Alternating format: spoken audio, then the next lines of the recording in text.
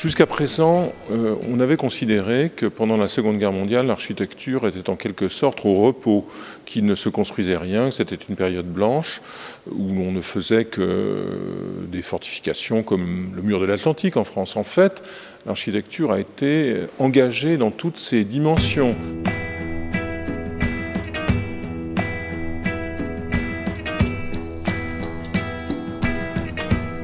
Et ceci a donné lieu à la production de très grands bâtiments.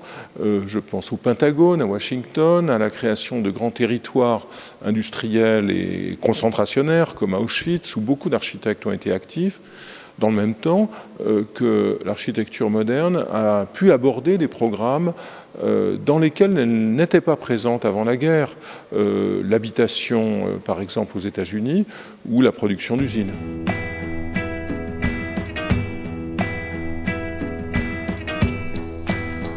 Un des épisodes les plus intéressants parmi tous ceux que l'exposition présente, c'est celui du port artificiel Mulberry que les Anglais ont construit au large des plages du débarquement en juin 1944. Ces éléments en béton ont été transportés depuis la côte anglaise clandestinement, sans que les Allemands s'en aperçoivent, et ont permis en quelques jours à l'armée d'invasion d'avoir des milliers de tonnes de matériel qui ont été décisifs dans la bataille de Normandie.